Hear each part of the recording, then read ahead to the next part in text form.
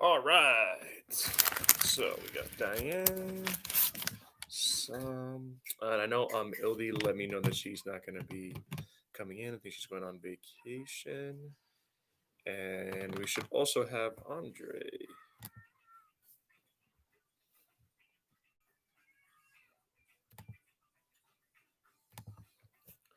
Okay, so we've had plenty of time this week to log on to Aztec and get those hours in. Again, those reports do go up to the advisors.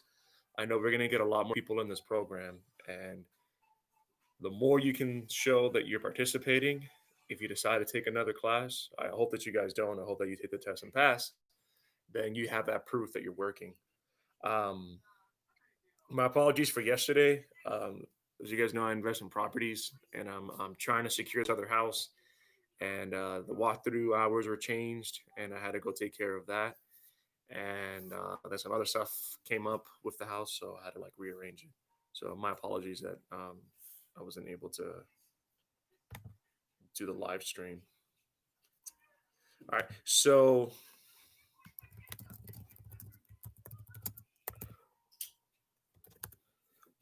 what I am going to do today is we're going to review the functions practice test. This is all the algebraic functions.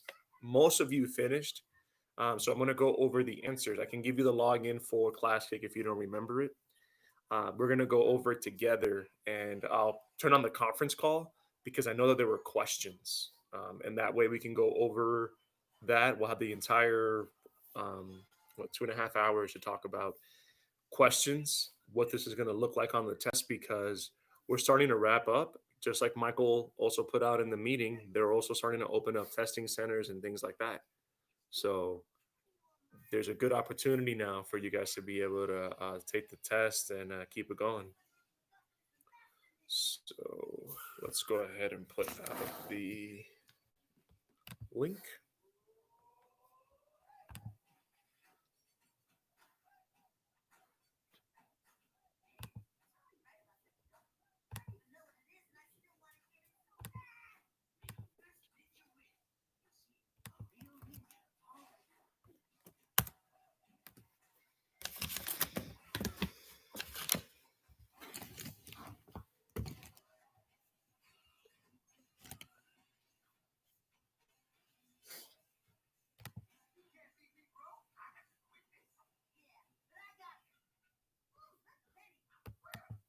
Okay.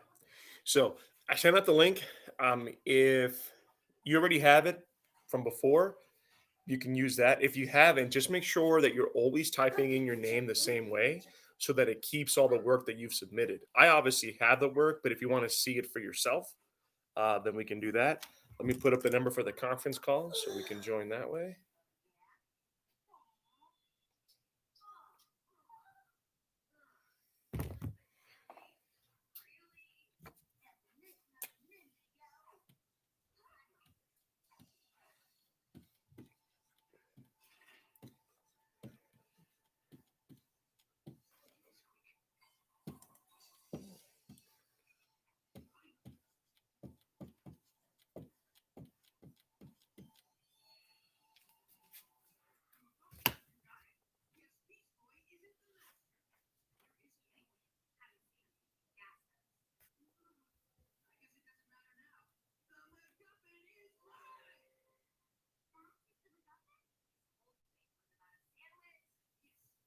Okay.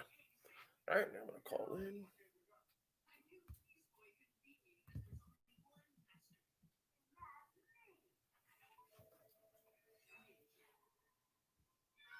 Enter your PIN number.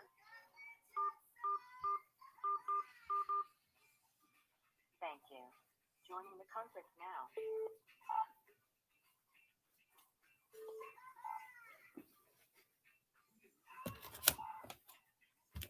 All right, who just joined us?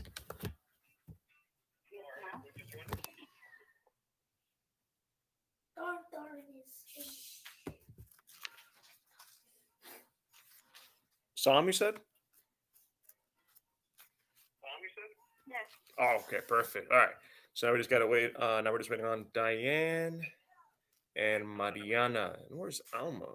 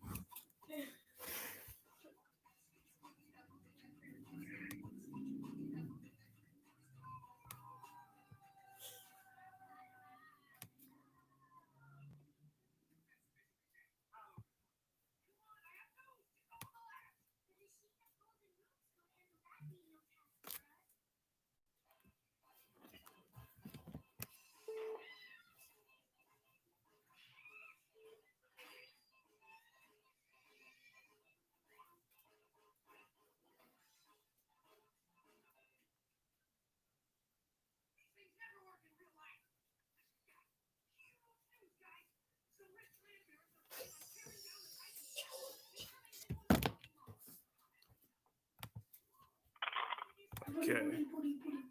Anybody else? So again, if you're on the live stream, I would like you to join the conference call because we're going to go over the functions. So far I have some, but I'm still waiting on Diane and Mariana.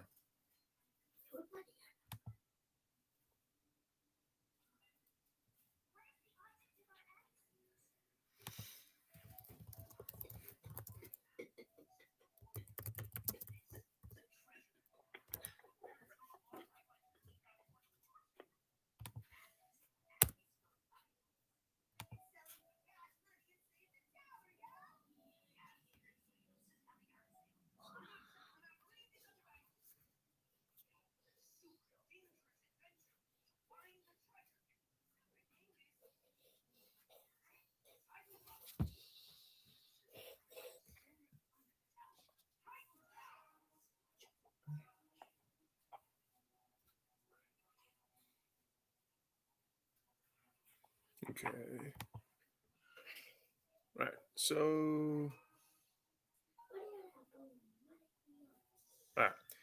So we'll go ahead and then get started. So I'm not sure if Mariana's still with us or if Diane is still with us. We'll be moving on.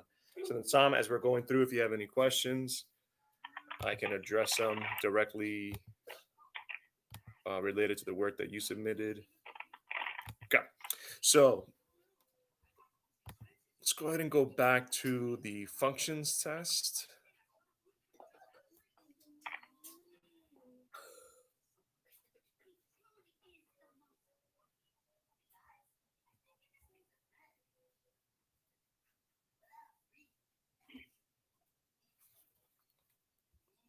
Filter out everyone who hasn't started.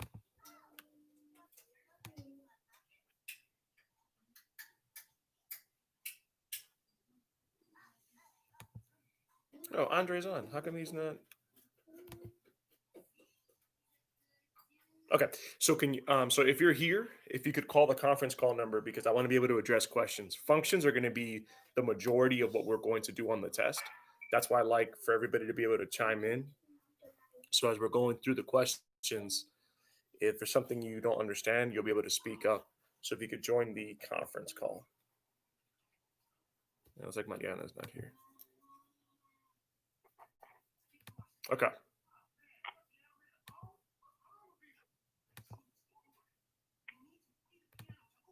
So if we look at the very first question, they're talking about they're talking about expressions, and they're asking you to determine which of the following is going to have the same. It's going to be the same value as the example that they gave you: 6 minus 4 times x plus 3, and the correct answer would be D. So most people did not struggle with that. Okay.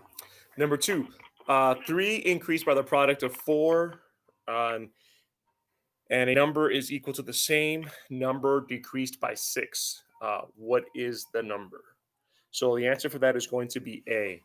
This is something that I did see two people in particular struggle with, and this is when they're giving you that math vocabulary and you're trying to figure out what the terms, you're trying to figure out either how to create an equation based off the math vocabulary, words like product, right? Quotient, sum, difference. So if you struggle with a question like number two, then that means we need to brush up on math vocabulary. Okay. Number three, what is the equation of a line with a slope of -4 that passes through the point 1 and 2?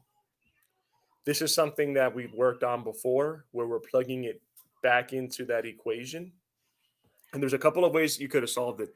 You could plug it back into the equation we were using before, where you're subtracting out x and y, or you could plot it, or you could look at the options and then plot it.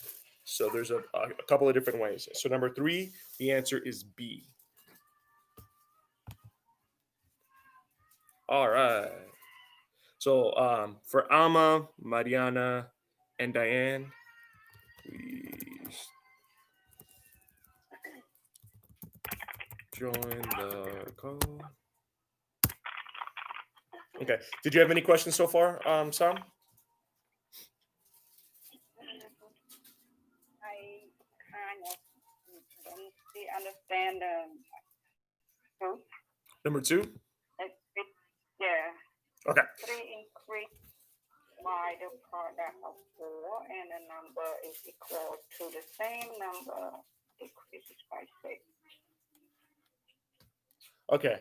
So 3 increased by the product of 4. So when you see the word product, what do you think that that's alluding to when we're in the world of math? What does the word product mean? That is my problem because I don't understand the word problem. Okay. So product. Huh? Oh, somebody else on the call as well? It's in the result. Is the final number, the product. Oh, okay. Yeah. So product is the answer when we're multiplying. So 3 increased by the product of 4 and a number. The product of 4. So we're going to take 4 and product meaning we're multiplying. But they said a number. We don't know what that number is, so we're going to use X. 3 increased by the product of 4 and a number. So product, I would write that down, is the answer when you are multiplying. Anytime you see a number or something like that, a number, a variable, or an unknown amount, anytime you see any kind of verbiage that's like that, we're talking about variables. We're talking about those letters that represent unknown numbers.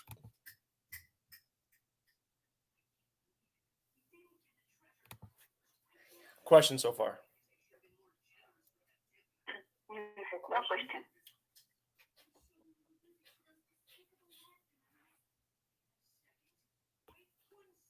Okay.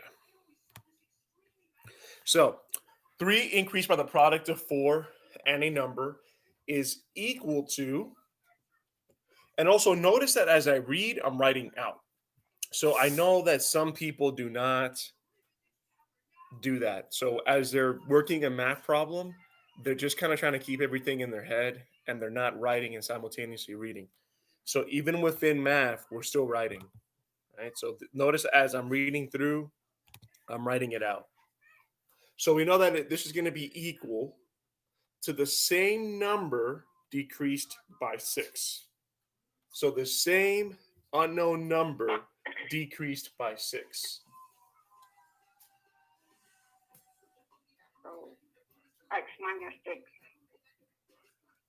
I understand now. Make sense? No, thank you for speaking up. All right. Okay. So number 4, the ordered pair, meaning X and Y, -2 and -1, is a solution to which of the following equations? Well, this is pretty much plugging it in and then looking at what you know obviously is not going to be making any sense. Like E, you should have been able to get rid of right off the bat. So you should be between those four problems. And this, you should be able to utilize mental math. You can look at this and tell which one's going to make sense, which one's not going to make sense.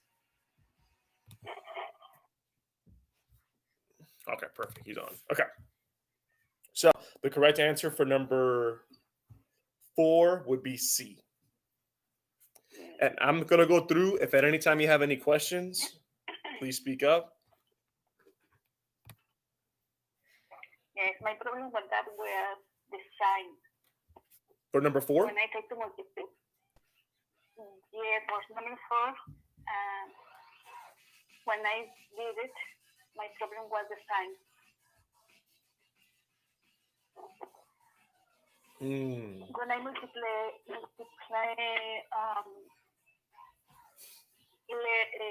the sign minus with minus.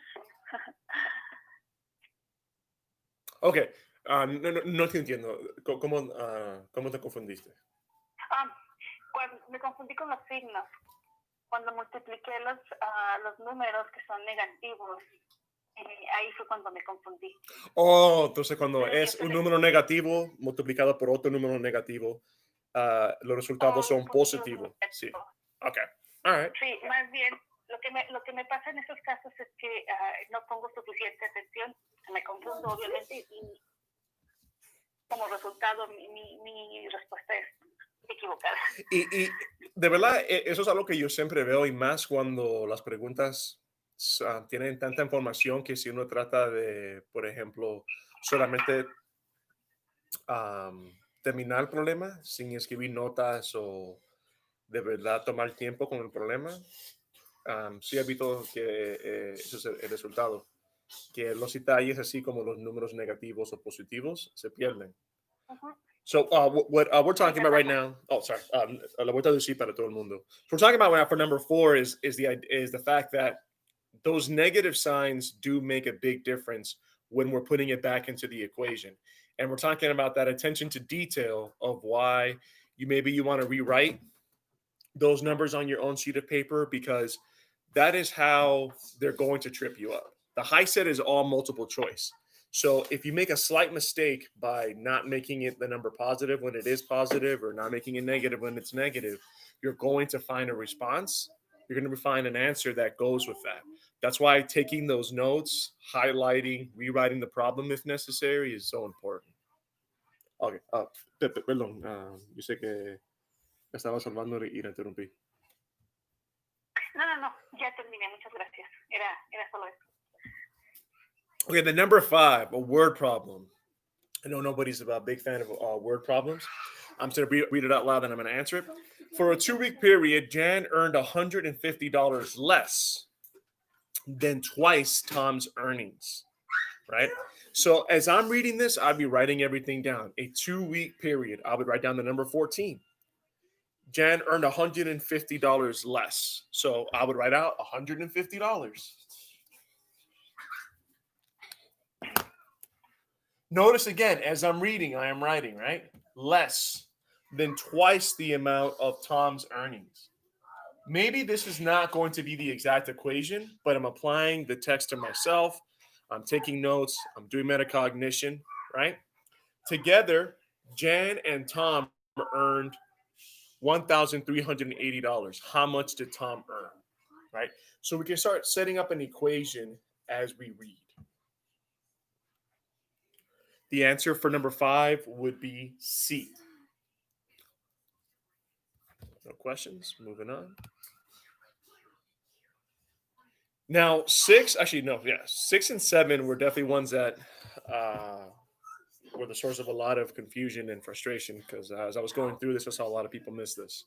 If the graph of the equation y equals x minus 5 were drawn on the grid, which of the points would be on the line? Okay. So if the graph of the equation y equals negative x minus 5. So if we know we're graphing, what's the first thing we should think of when we're graphing a line? The formula we always talk about.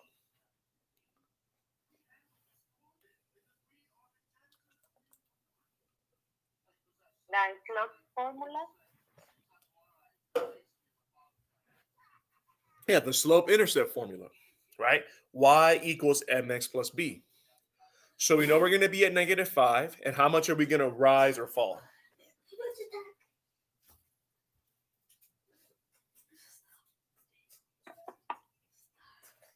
For number 6, it's yep, Fall 1. yep. We're going to fall and run 1, fall and run 1. Okay. So for number 6, the correct answer would be D. Number 7, if a line were drawn through points B and C. Now, I think this is probably confusing because it makes it seem like number 7 is a question by itself that's not related to anything. But number 7 is related right back to number 6. And this is an important thing to keep in mind. So this is a problem straight from the high set. When you see that, even though it's not telling you to go back to number 6, you have to go back to number 6, or else we have no idea what they mean by point B and point C. I don't see them telling you to go back to number 6, but they may. What I would always do is, if I have to, I would draw an arrow going back. Do anything you need to do to remember that 6 and 7 are tied. Because as I was going through this, almost nobody answered number 7. And I know that we know what slope is. So if a line were drawn through points B and C, what would be the slope of the line? I don't think this was actually that difficult for anybody. I just think they got confused on where to find B and C. Number 7, the answer is C. I did see. Yeah. Yes, I choose letter B. You choose what? B? I did letter B. Letter B, sorry. Letter D. Okay. So that you would go up 3 and run 1? Yes. Okay. Do you understand why it's C? Well, what I did was to use the formula, the slope formula, and use the point B and C in the graphic. Okay. So, yes, there's a couple of ways that you can do that. If you're going to use a graphic, I definitely recommend using, you should have a ruler, or not anything else that's straight edge, so that, because this you have to be very particular for if you're going to do that. You can also use the slope. You can also use the slope formula, right? Y2 minus Y1 over X2 minus X1. So there's multiple ways to do number 7.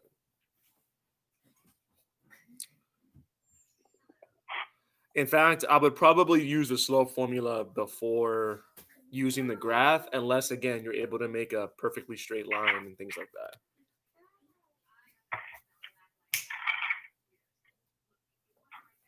Okay, let's look at number 8. Samuel is paid $350 per month plus a 10% commission on his total sales for the month. If he needs to earn at least $2,100 per month. Now, as I'm reading, again, I didn't start writing notes, and this is where I think a lot of people are going to end up confused. Which of the following expressions represents the total sales of the months Samuel needs to achieve? Okay, so these are going to be inequalities. All right. I don't think too many people had a question on number 8, but these are inequalities. So everybody should know what the greater than, less than, or equals to sign is. And number 8, the answer would be E. All right.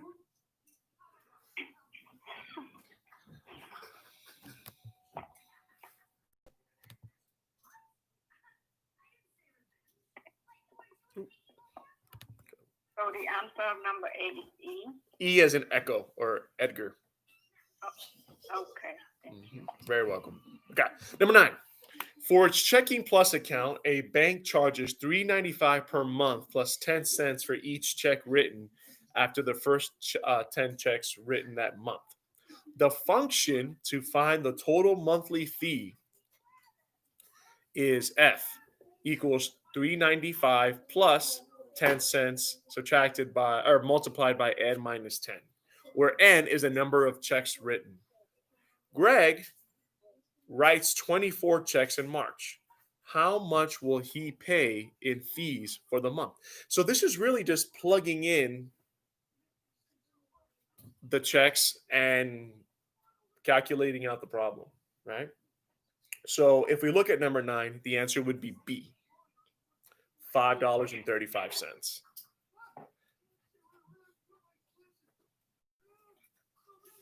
All right, questions? No question. All right, this wasn't one that No, sorry, stood no out. question. Okay, all right, so give me one. Hold it.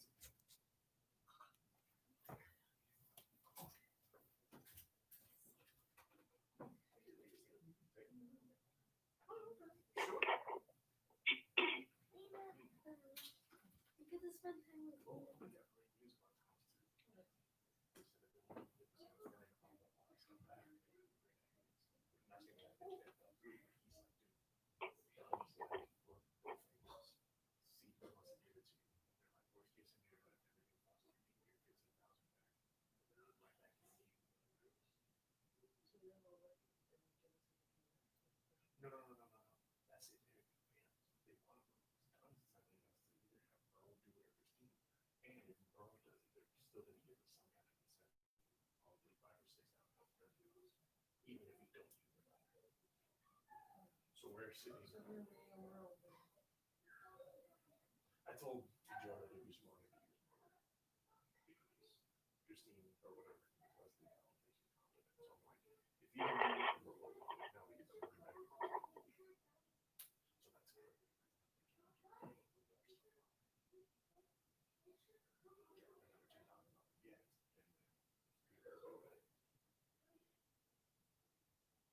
I can explain it to you in more detail, but like, that's what I'm saying. So we can either use it directly or based on and then duplicate for the other 10. We have like a lot of them, so we're good. And so if they give us, because it tells me to give us 3.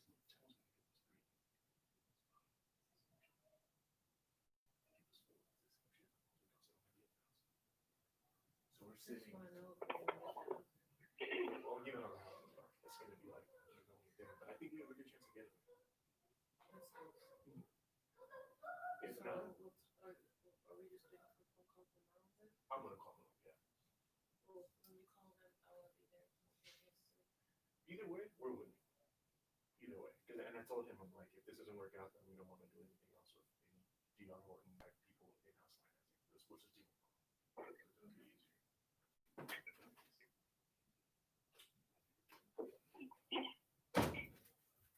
Okay. Sorry about that. Okay. All right. So number 9, there wasn't too many questions, struggles. So let's go look at number 10. The sum of 4 consecutive odd numbers is 104. What is the largest number? So this is another one right off the bat when I was looking through, didn't see too many questions on. So number 10 is going to be D, 29. All right. So the biggest thing with questions like number 10 is going to be that those math vocabulary terms. This is why Aztec is so important. Sum is the answer when you are adding. Consecutive means one after the other, right? And they're getting bigger. So I have a question. So Go ahead. sum is the Mhm. of the when we add it. Correct. Product is the when we multiply. Correct. Difference is when we are subtracting. Quotient is when we are dividing. Okay. Okay. Number 11. Which value for x makes the inequality x less than 400 true? Again, not too many questions on that one. That's going to be C, 3 to the 6th power. Okay.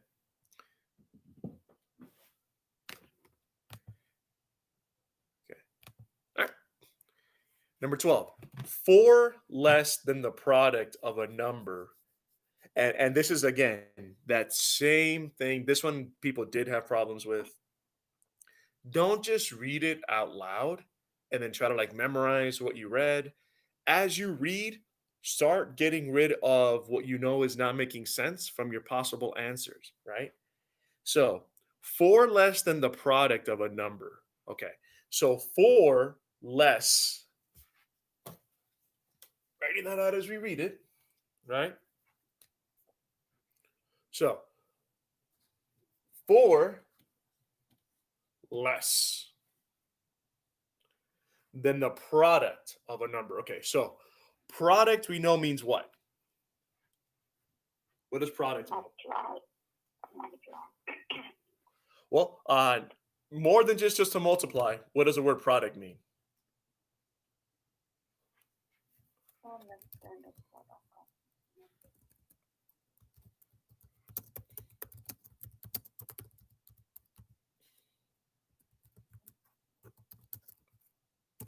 Se produce one number, multiply it for other number. Correct. This is important to know. So we're multiplying numbers, right? So it's 4 less than the product of a number. They're even letting you know it's X and 5, right? So as we're starting to write this out, we know we're talking about 5 and some unknown number. We should at least be here. Yeah. So that's going to help us get rid of at least A. Right? So right out the bat, we're choosing between 4 options, right? Is equal to 8 more, okay? 8 more. Equal to 8 more than 2 added to 3 times a number. Then 2 added to 3 times a number. Added 3 times X, 3X. Yeah. So the answer for number 12 would be B, as in Bravo. Good. And I'm starting to, as I was going through, now that I'm looking at one of these sample problems, I'm starting to see people now understanding how to highlight, how to work it out. I always get worried anytime we're reading or we're doing anything in math and there are no notes whatsoever. I can't follow your thinking, and that makes it hard to actually be able to teach or make any kind of adjustments because I don't know if we guessed or what exactly is going on. All right. So what is the slope of a line that passes through the points 2 and 4 and 4 and 6, right? Again, multiple ways to solve this. You could go back to one of the graphs on the previous problem and graph it out. You can use the slope formula. I'm a big proponent of getting it right. Yes. Go ahead. Question? No question. Okay. So I'm a big proponent of questions like number 13. You will get some teachers that will say, just always use the slope formula. I'm going to say use whatever method you know you're going to get the answer with. Because if you feel more comfortable plotting it out and then drawing the line and seeing what works that way, more power to you. Because some methods are going to be easier for you, but they're not going to be the fastest, and they may not even necessarily be the most efficient method. But that's okay. Because if you're taking less time on the problems that you are comfortable with, you can make up that time where you're using a method that is not as efficient, but you feel comfortable with. There's going to be a lot of that in functions. That's why I'm always talking about multiple ways to fix it. I'm sorry, multiple ways to solve it. So number 13, the answer is B.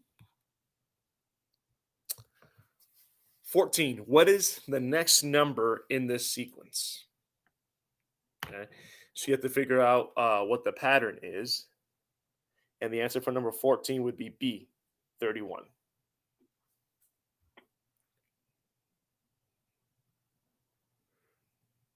Why B? I don't understand. Okay, so let's look at the pattern.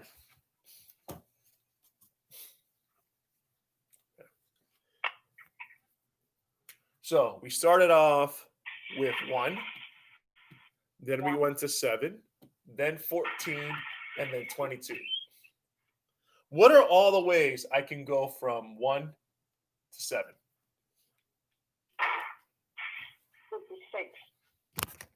Okay.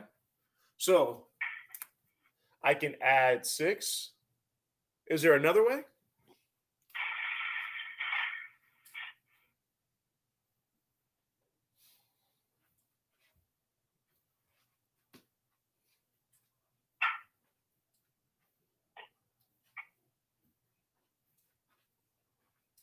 Is there any other way for me to go from 1 to 7 besides adding 6? Come on. I know we know this. What's that? You can use 1 multiplied by 7. Yeah, or we can multiply by 7. Now, as we go through and we're trying to detect a pattern, I know it can't be both. So I have to see what the pattern is, right? How can we go from 7 to 6? I'm sorry, from 7 to 14?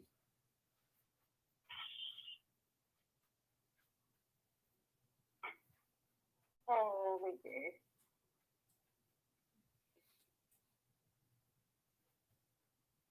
Seven plus seven. Okay. 7 plus 7. Do I notice a pattern so far? Plus 7. Am I noticing a pattern? Then this is 14 plus 7. 14 plus 8. We got 22. So you see how we notice that pattern, right? Plus 6, we got to 7. Plus 7, we got to 14. So how are we going to go from 14 to 22? 14 plus 8. So what are we going to have to do to go from 22 to the next unknown number? 9, 20, 22 plus 9. Which is going to give you what? 21.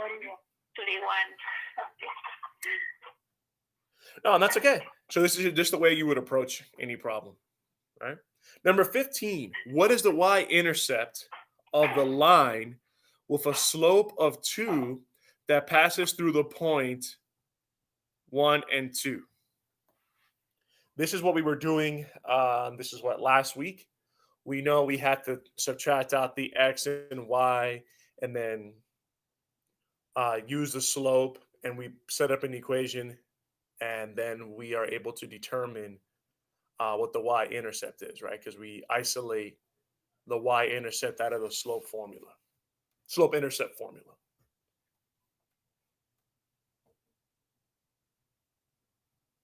Questions on that? No question. No question. No question. All right. Number 16, if the graphs of the equations, now, here's something else. As soon as I hear that, first thing I'm doing is I'm going to be creating my own little graph. So I only focus on the word problems in depth because it is easier. I'm sorry, it's harder for people, and I'm trying to give you some methods that are going to make it easier. So as I'm reading this, I'm already kind of starting to think about a graph, right? So if the graph of the equation y equals x plus 3, so that's the slope-intercept formula, right? Slope-intercept form. So I know, actually, how would I graph that? What am I going to do? Y equals x plus 3. Who can walk me through graphing this? Big part of functions, algebra, everything.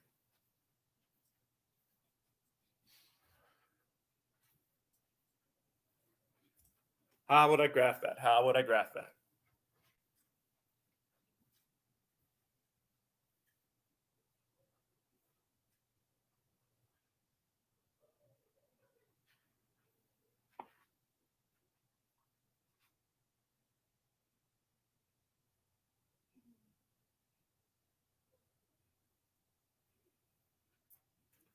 We don't remember how to graph?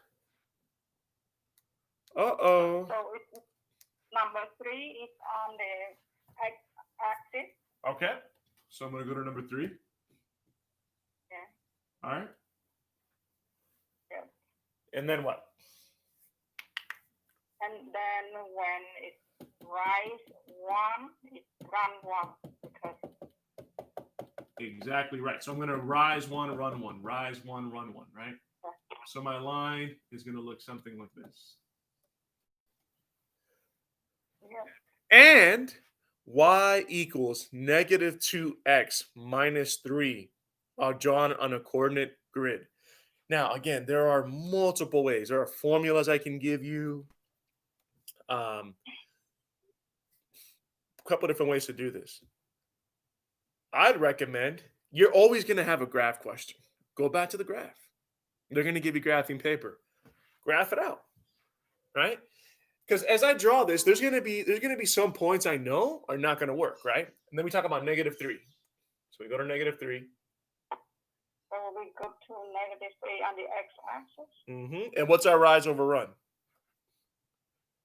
It's gonna be 4 because negative. Well, it says y equals negative 2x minus 3. That's the other line. Y equals negative 2x minus 3.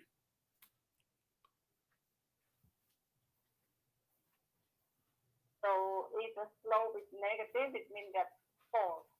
Yeah, so we're going to fall, right? So how many times are we going to fall? So it's 4, 2, Uh-huh. and 1. So fall 2, run 1. So here's how you can use the test against itself. My graph is not perfect.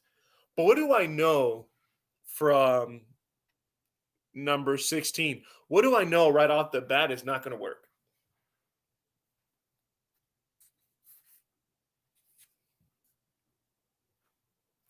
Think about where I know the lines are definitely not going to be crossing.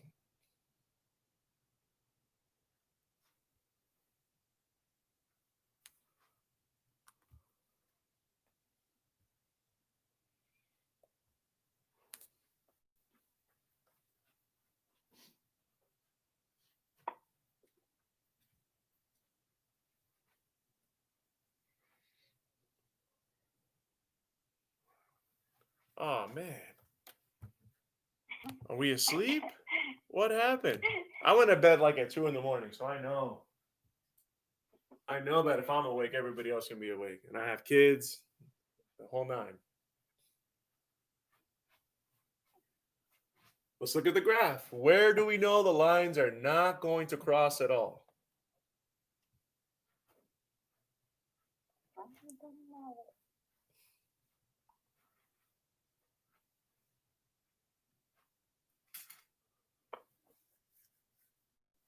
Okay, hold on. I don't mind working this out, but if we're just not paying attention, then I don't want to work it out. So if you're confused, let me know you're confused. If I still hear silence, that means that it's a podcast. I don't like podcasts. Not for teaching. So, are we confused by what I'm asking? The intersection of the system, it could be the answer. Yeah, so we're working with these two quadrants, right? 1, 2, 3, 4. So we know it's not going to cross in these two, right? So it can't be positive x and positive y. And we know it can't be negative x and a positive y.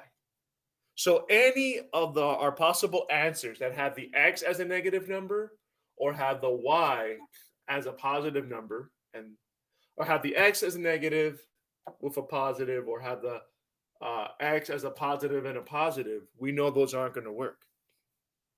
So for number 16, we can get rid of a. We know that's not going to work.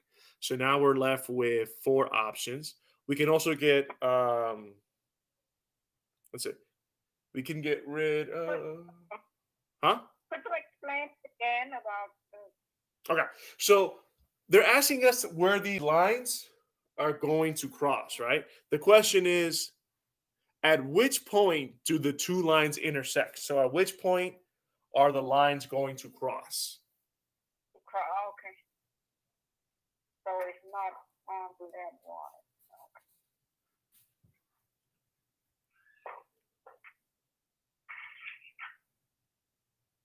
Okay, so we have an idea here of where the line is going, right? So we had falling 2, running 1, right? Falling 2, running 1.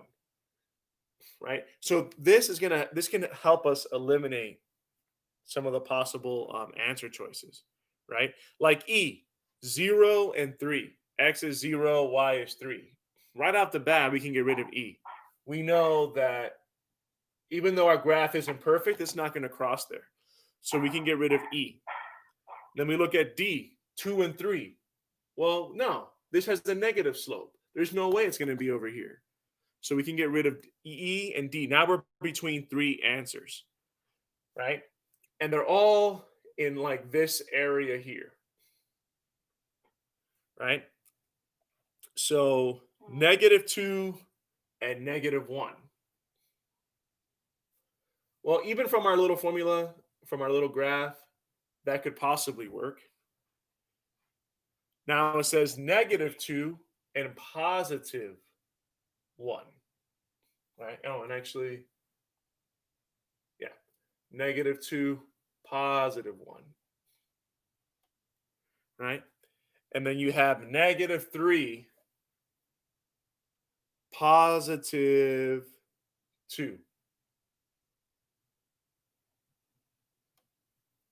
right? So we know A is way too high up. So we're going to be between B and C. Yes. And then the answer would be B. Yes.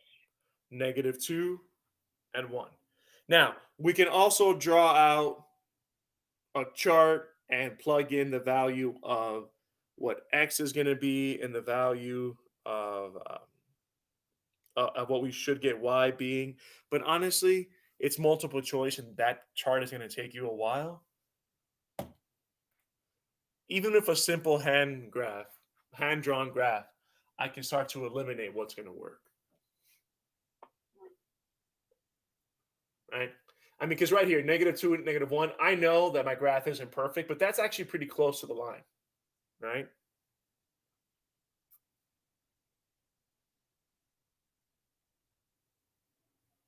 Okay. Questions? Okay, thank you. No question. All right. Moving on. Number Thank 17. you. You're very welcome. A hotel is installing a swimming pool that gets deeper as you approach the center. The following graph shows the depth of the pool in relation to the distance from the edge. Okay, so there's a lot we have to unpack here, right? So they're letting us know that as we go closer to the middle of the pool, right, the center, the pool gets deeper. All right, and it says the following graph shows the depth of the pool in relation to the distance from the center. So as we get farther from the center, it's showing how deep it gets, right? So there's a relationship. The farther we go away from the center, the less deep it should be.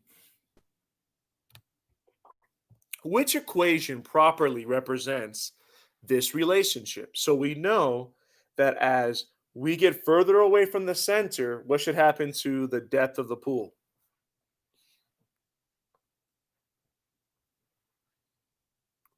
As we go away from the center of the pool, according to the problem, what happens to the depth of the pool?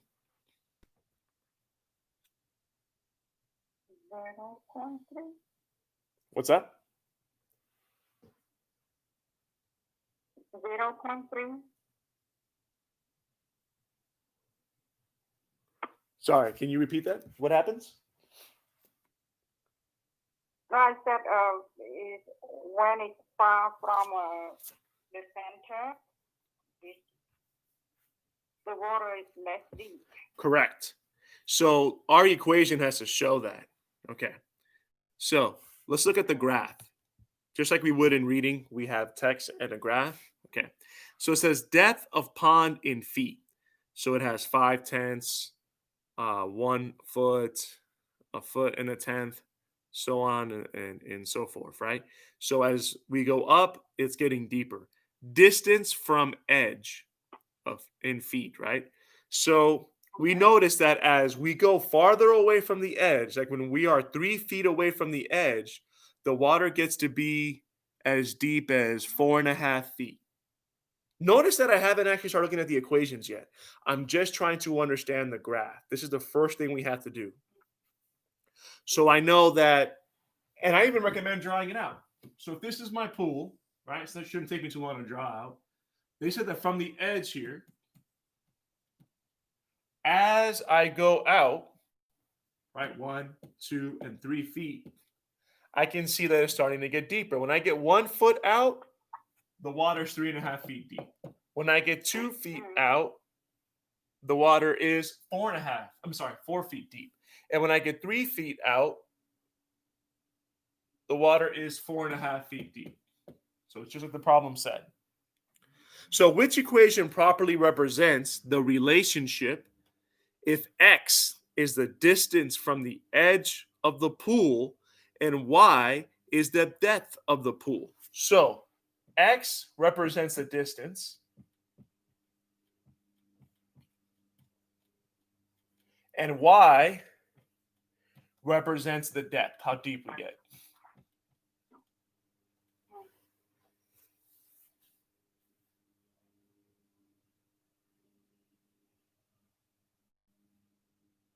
Yeah. So if we're looking through the problems, they're saying A is saying that y, which is the depth, is 4.5 feet, right? Plus 5/10, which is x. Well, that doesn't really make any sense because 4.5 feet is the deepest part, and it's not going up by 5/10, right? B is not going to make any sense because they're just saying 4.5 plus x. Well, that's not showing how deep it gets, right? If we look at the chart, we know we're going up by 5/10, right? Decimal point 5. So B is not going to make any sense. C, y equals 3 plus x plus 1.5 feet, right? We know that's not going to work either, right? Because, and I think C would be one that I think a lot of people would have picked because it almost makes sense. Like, oh, you're 3 feet away. We're going to add an unknown number, and then we're going to increase by 1.5 feet. Again, with the unknown number. So that might sound like it makes sense, but that's not showing any relationship, right? Now, if we look at D, y equals 3 plus x. Well, again, they're not really showing any kind of relationship, right? You're not showing how as we get deeper, as we get farther away from the edge, we get deeper. So the correct answer would be E. Y equals 3 plus 5/10 x, right? Because we're 3 feet deep. And how do we figure out where to go? We take however far we are from the edge, and we're going to multiply that by 5/10, right? And we can see that on the side as we go up. We can start off at 0, 5/10, etc. Right? And when we were 0 feet away from the edge, we were at 3. When we were 1 feet, we were at 3 5/10.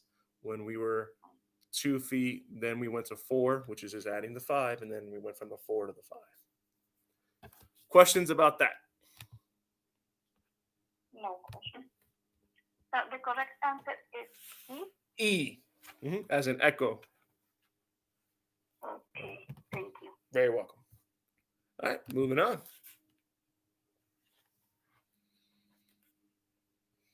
Okay. Which of the following shows the product of -7? And notice that with the functions, they're really big on giving you, on writing out what the function is and then having you put it into a formula. Which of the following shows the product of -x and x? -7 and x. Yeah. So which of the following shows the product of -7 and x? The product of -7 and x. Right? So if we look at 18, we're talking about -7 and x, right? The product, meaning the answer. Right? So this is showing then we need to multiply this out to get the answer. Decreased, we should know that's subtracting. And if you notice right here, right off the bat, I've already gotten rid of a couple of the answers, right? I'm big on the process of elimination. So if you start struggling, you always have a tool. So D is not really going to make any sense. So I've already eliminated D. So I'm in between A, B, C, and E. So -7 and X. Go ahead. So the answer is A. For number 18? Yes. Maybe. Maybe. Yeah, -7 and X decreased by the sum of 8 and Y. A. And the answer is A. Number 19, because I don't think anybody had a question on that one. What are the possible solutions for the quadratic equation x to the second power minus 5x equals 24? Oh, and this one we actually haven't gotten too deep into quadratic equations. Yes, I had to use that formula. And what is the formula?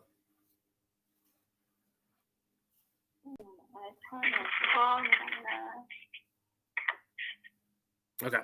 So quadratic equations are where we're setting up an equation and we're going to have variables that are going to the power of something, right? So you could have like x to the fourth power plus 3x to the third power plus 2 subtracted by 5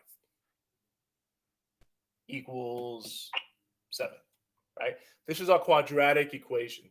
And we're always putting the variable with the highest power first, then the variable with the second highest power, so on and so forth. This might actually have to be a whole other lesson. But I wanted to see if... go ahead. The formula gonna be x equal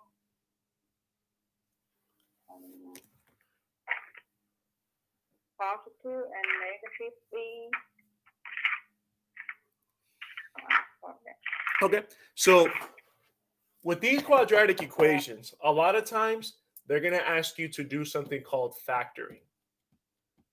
And what you're really doing when you're factoring is you're breaking this equation down into its pieces, right? So this is it. We combine all the like terms. This is what we're getting. So when we're factoring, we're breaking it down to the pieces. And the reason I do this test is to see within functions where we're going to go. So if we're confused on number 19, then that'll be where we'll pick up with math for the remainder of the class. All right, so factoring. Let's look at what the actual equation was. X to the second power minus 5x equals 24, right? So we need to break this down so that we can have an equation, right? Breaking it down to its pieces. We can have an equation that when we multiply it is going to give us that, right? And it's probably going to start to look really familiar. You could say something like x plus, and you want to look at a number that when you add them together is going to give you -5, but when you multiply them, it's going to give you 24. So we could say x minus 8 times x plus 3. We haven't gone over this, but we'll go over it in more depth if we're confused. So I know that when we factor, that's a quick rule, right? We're only going to the second power. And to figure out how to break this down, all I need to do is go, okay, what numbers when added together are going to give me -5, but when I multiply them is going to give me -24.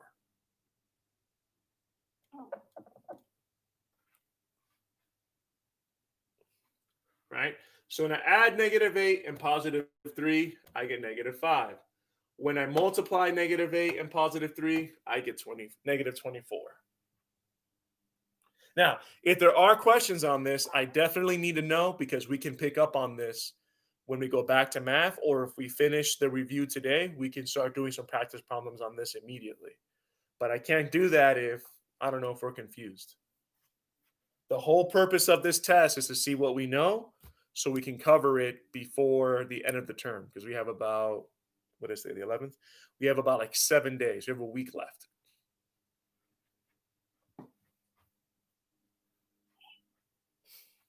So, questions on factoring? No question. So the answer for the 19 is the letter A. It's going to be C. I'm sorry. For 19, Okay. yeah, for 19, it's going to be C, 8 and 3.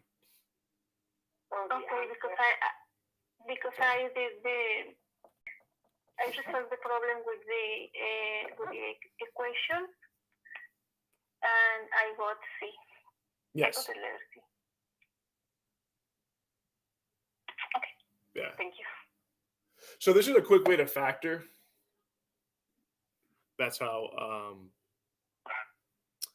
That's probably the easiest way that I could look at it. So x equals 8 or x equals -3.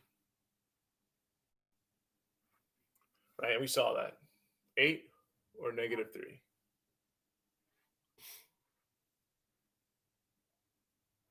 Right?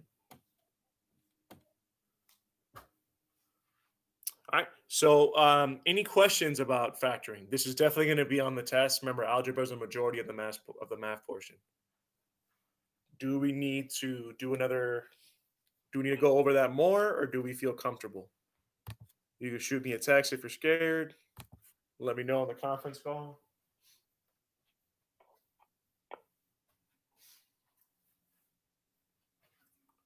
Do we feel comfortable with factoring and quadratic equations?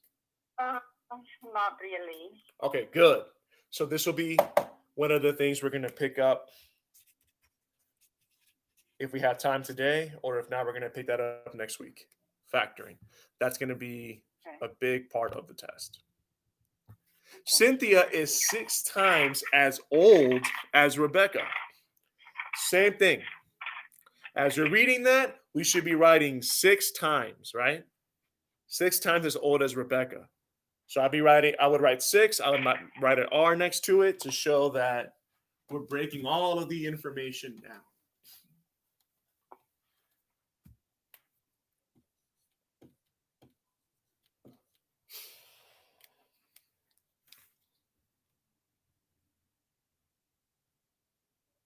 In 6 years, Cynthia will be only 3 times as old as Rebecca. How old is Rebecca now? It's 3 years. Yes, the answer would be A. Questions about that? No.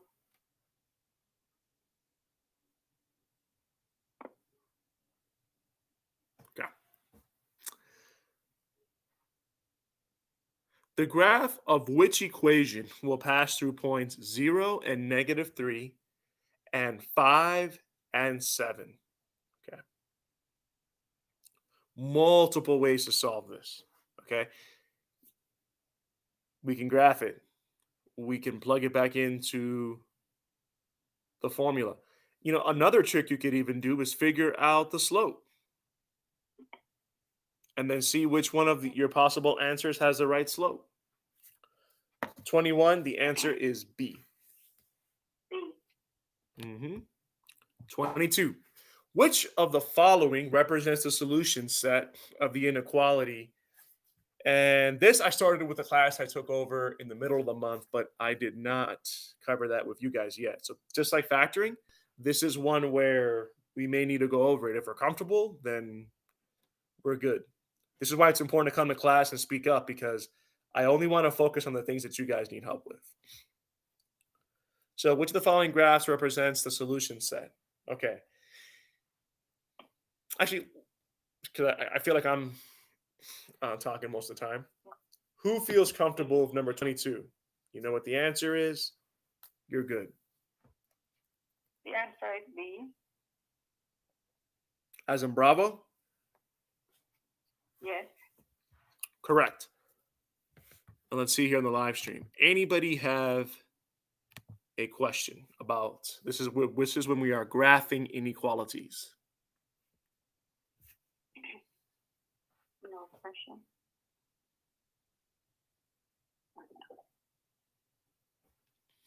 No question. No question. Okay. All right. Move on. So let's look at number 23. You're going to see a lot of graphing inequalities. You're going to be graphing linear inequalities. So if you don't know when we're going to circle the point, it's important to go over that. If you don't know why we're going in either direction, then we need to brush up on it. Again, if you tell me that you're comfortable with it, we're going to move on. Again, if you're not, please speak up. It's better to let me know and go over it. I know some people get embarrassed to say, hey, I don't understand something, but it's going to be more embarrassing if you don't take the test or pass. So it's much more important to speak up. 23. Which of the following ordered pairs shows the location of point L?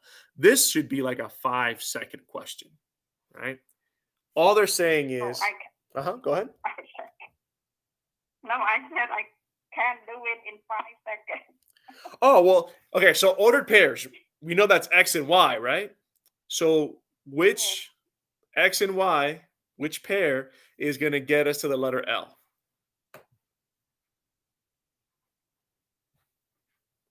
This one might be difficult because of the vocabulary. So remember, anytime you see ordered pair, -5 and 1. So letter L is -5 and 1.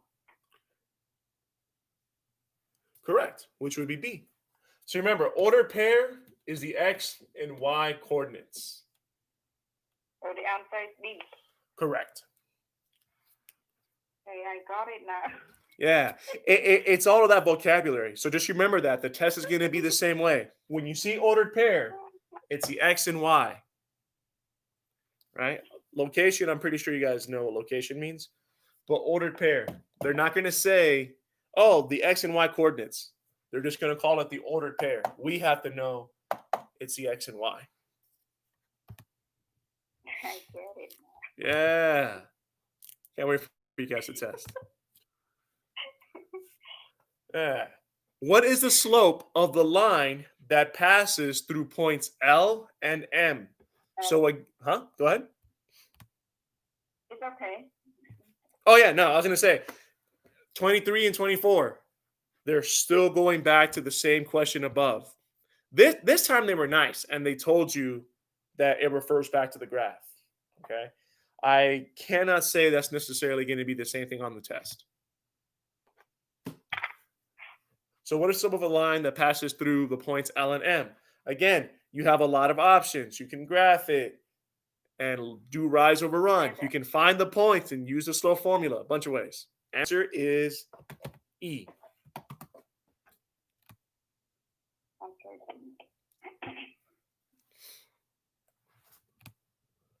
25. Bob, Celia, Sam, and Daniel contributed money to buy their boss a retirement gift. Sam and Daniel each gave the same amount. So this is a simple word problem. And this is just about following what they're saying, right? So I would start writing out the names. Celia gave $12 more than Daniel. Bob gave half as much as Celia. If the 4 workers gave a total of 81, how much did Sam give? So again, this is like a brain buster question. You can write out the names. You can set up a formula there. There's all kinds of ways to do this. I don't think this requires a lot of math knowledge. This is you don't need a lot of numeracy to do this problem. You have to sit there and work it out. Honestly, there's multiple ways to get the answer. A problem like 25 is why you want to breeze through those questions that are very simple, straightforward DOK level 1 questions like question 23. So when you get to question like 25 where you're going to have to be working things out, that it would make sense. All right, let's move on. 26. What is the solution set of the inequality? All right. So same thing. We're looking at what works. We're graphing inequalities. -7 minus 4 is greater than or equal to x minus 28.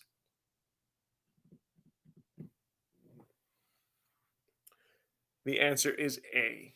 X is less than or equal to 3. Multiple ways for you guys to solve this. Plug in what they said.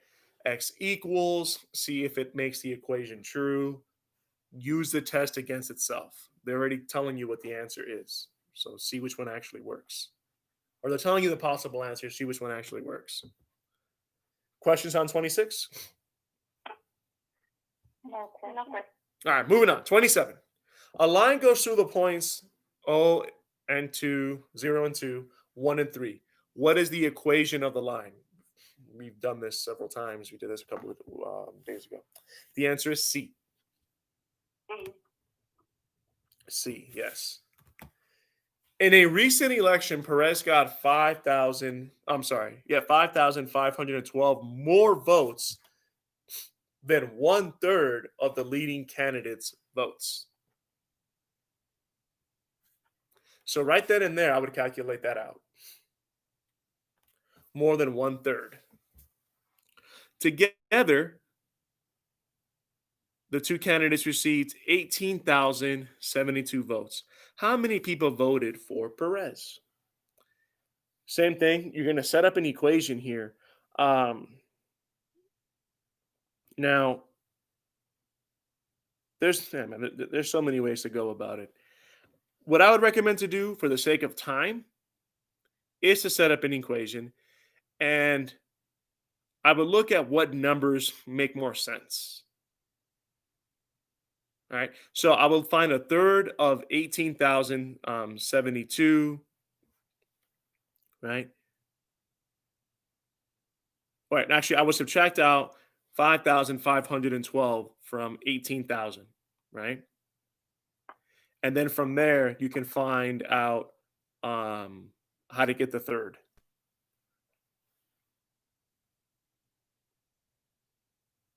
And that's how I'm you figure sorry, out. I'm confused with the question. All right. Yeah. Okay. So, where are you confused at? It's because I don't understand how to get the correct result, Okay. but I don't know how to do it. Okay. So let's write an equation. The first thing we have to do, we have to set this up as an equation. So, in a recent election, Perez got 5,512 more votes than 1/3 of the leading candidates' votes. Okay. So we know that this is how much more he got. But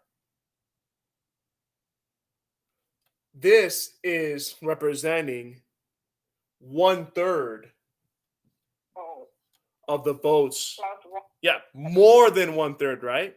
So this is representing more than 1/3 of whatever the person who's supposed to win.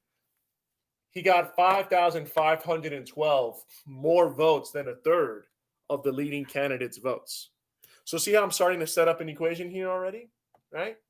Okay. Does that make sense so far? Yes. Any questions in the live stream? Yeah.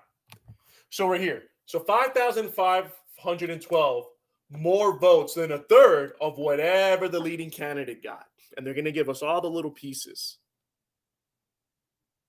Okay. Together, the two candidates received 18,072 votes. right? So together, they all got 18,072 votes.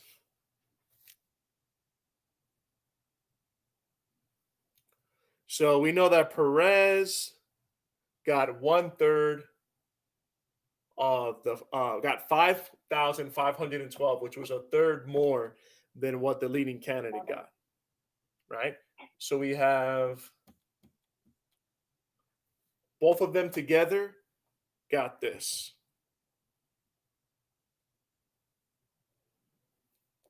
So when we work, so we know that both of them together got 18,072. So this is one equation. So what we really need to do now is substitute for P. How do we do that? By figuring out what this is going to be. This is going to let me know what the original number was, because 5,512 is more than a third. So when I solve this out here, I'm going to figure out what my third is. When I figure out what my third is, I can add that. I can figure out what I need to add it by to get 18,072.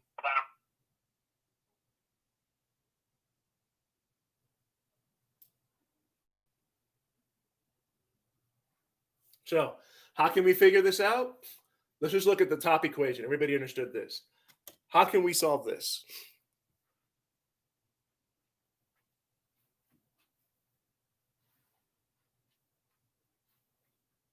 Okay, we need to isolate the x. So we need to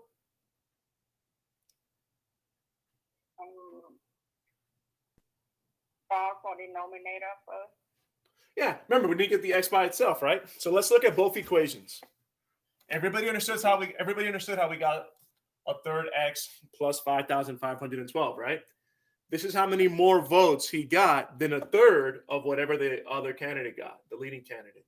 So let's figure this out first. So how can I get the x alone so I can figure out what the original number was?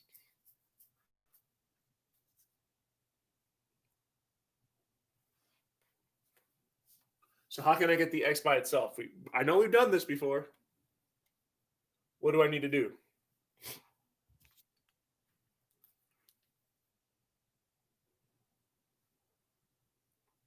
So 5,512 multiplied by 3 Yeah, plus x. exactly. Right? Because if I want to get the x by itself, I want to figure out what that is. That's exactly what I have to do. Right? So I can do the opposite here, the inverse operation.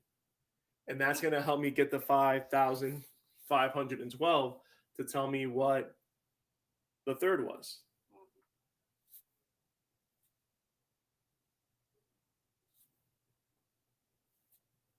Hearing a lot of silence. We are thinking. That's all right. I just want to make sure either that we're not lost or that we're not paying attention. No, we pay attention, but the thing is we try to thinking and to understand that word problem and figure it out about equation.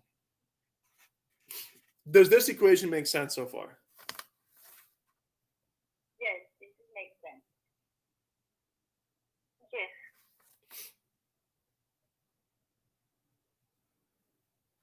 Okay.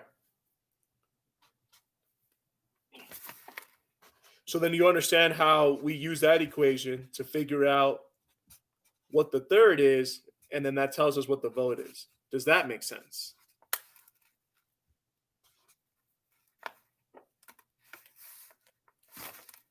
Do we understand how we can use this information to get the number of votes? So 1/3 x plus 5,512 is the vote that Correa got.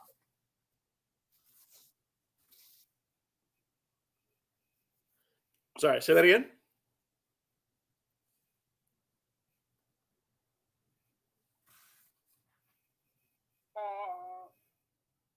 already got it. He got 5,000 more than 1/3 of the leading, and the leading candidate. Okay, I see. And then also here, there's a couple of different ways to look at it. So I feel like with the equation, we kind of lost some people. But remember, this is going to be multiple choice. So let's start looking at what we could actually plug in, right? Because the answer is B, 8,652. Well, we know that in total, they got 18,072. 72. Right? And we know that Perez got a third more, got 5,512 more votes than a third of leading candidates' votes. Right? So we have to look at, based off of our options, what's going to make that true. So whatever number we have here, we need to take a third of it, and Perez needs to still have 5,512 more votes than that. Right? So let's say we know a third is dividing by 3. Okay. So is there anything we can eliminate knowing that if we divide it by 3, it's probably going to take us over the 18,000? We have A, which is 6,024, B, 8,652, C, 9,420, D, 10,240, and E, 12,560. Out of all of those, which one do we know we can't take a third of it and add another 5,000? Because it's going to be more than 18. There's 2 of them in there that I know right off the bat. Even if I took a third, I'm going to have more votes than what the problem said I'm allowed to have. There's 2 of them that stick out.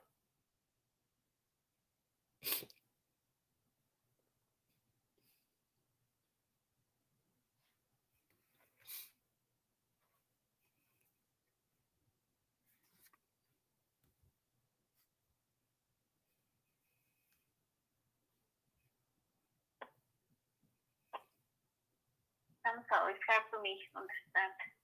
Okay.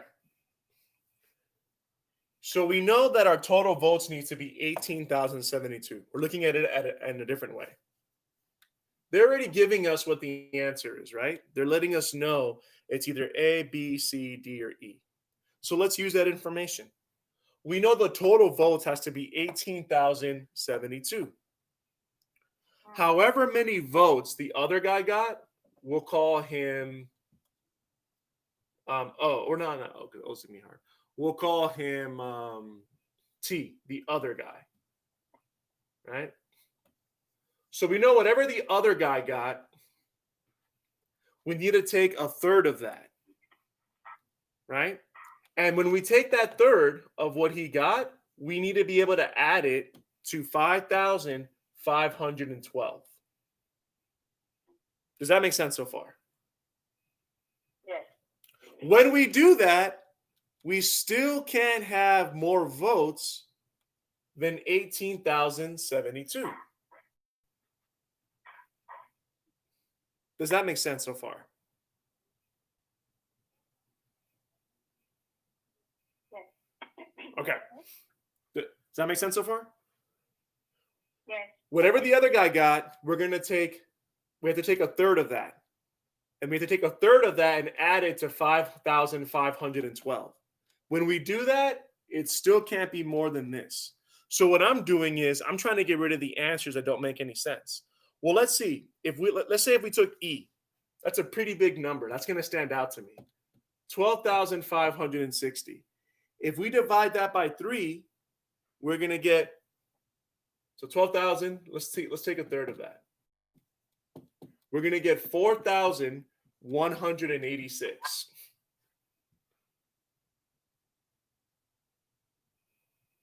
Right?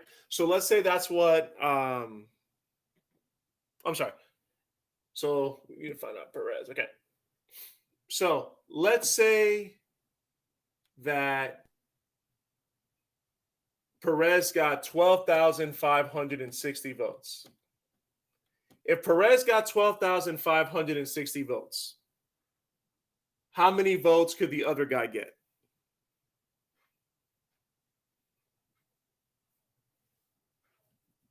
Let's look at it that way. Let's say that we just plugged in E. We're going to plug it into a very simple formula. P plus T equals 18,000. We're going to go with the second formula. Let's say that Perez got 12,560 votes. How many votes would the other guy get? So 18 and 72 minus 1256. Yep. What is that?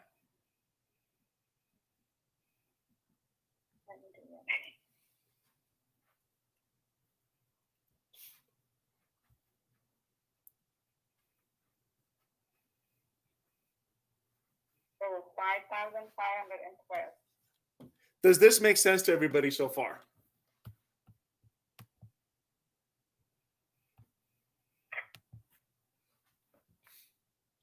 Does this make sense so far? Yeah. Okay. Now, Yeah. okay. So far, all we did was plug in what they're telling us could be the answer, right? They're telling us it could be 12,560. Those D and E are so much bigger than A, B, and C. I'm going to start there because it looks like it could be wrong to me. So I start with the biggest number. So if Perez got 12,560, then that means that the other guy, he had to get 5,512 so that we could have a total of 18,072. Does that make sense? Okay. Now, what else do we know the problem told us? That Perez got what? Perez got 5,512 more than 1/3 of the leading candidate. So we need to take a third of 5,112, right? Yeah. Okay, let's do that.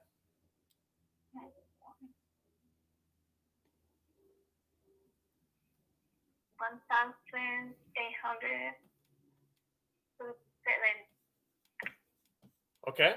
So a third of that is 1,837, right? But Perez got 5,512 more votes than a third. Well, is that true? If we add 5,512, is that how much more he got? Yeah.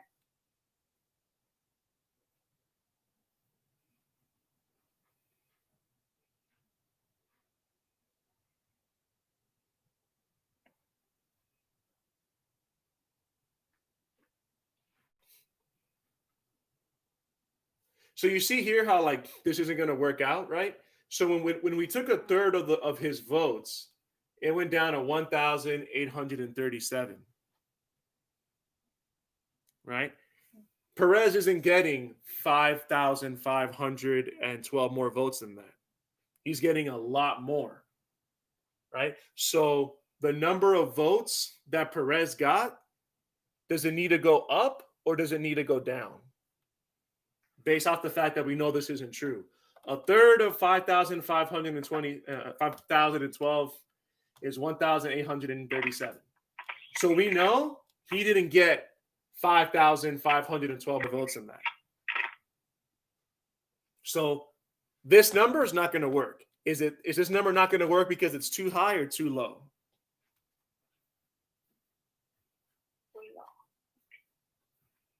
What's that? Remember, when we divide this by a third, we should be able to add 5,512 to it, and it should give us what Perez got. When we did that, are we too high or are we too low? Like if we add this together, are we going to be too high for this number or too low for that number?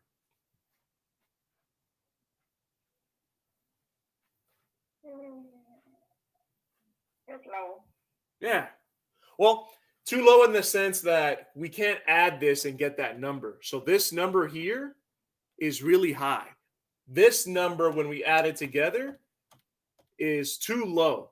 So if we took a third of the other guy's votes, this isn't going to work because 12,560, if that's how many votes he got, then the other guy needs to get 5,512, right? Well, the problem tells us that a third of those votes plus 5,512 should get us what Perez got. Well, this isn't true. If I take a third of the votes and I add 5,512, I'm not getting what Perez got. So that tells me that we need to go down. Does that make sense? Because this is way too many votes for Perez. Do you think if we went to 10,000, that's going to work?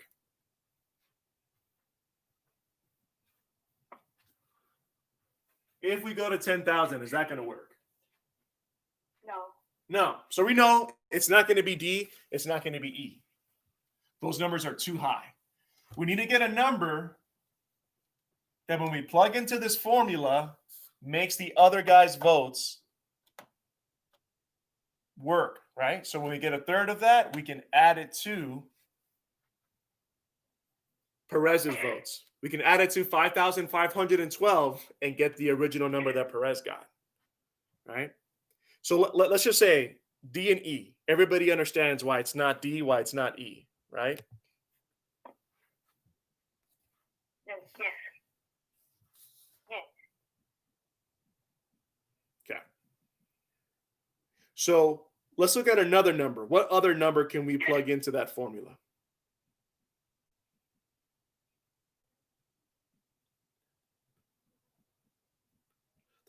There's what, 3 other possible answers?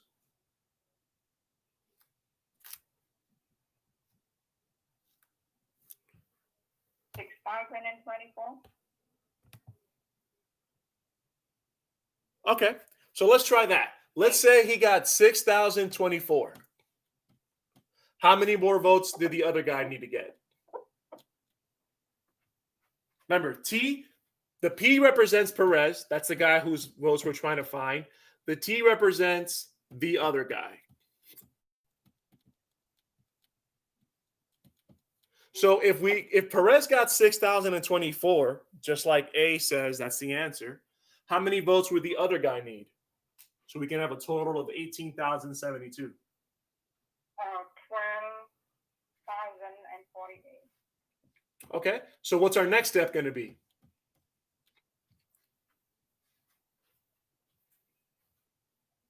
So 1/3 divided by 3. So divided by 3, what's that going to give us?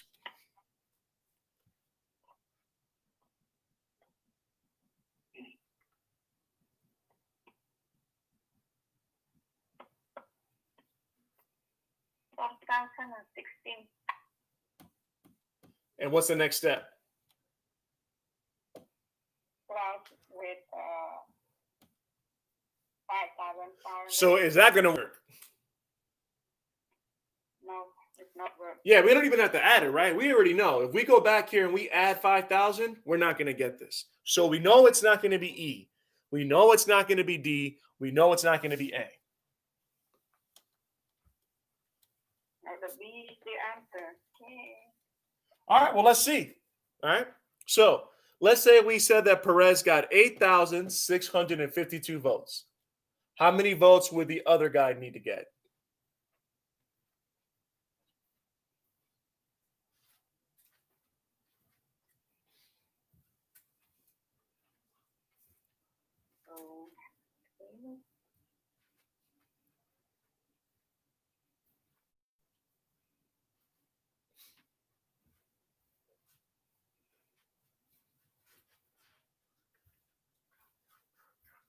So, this is 9,420.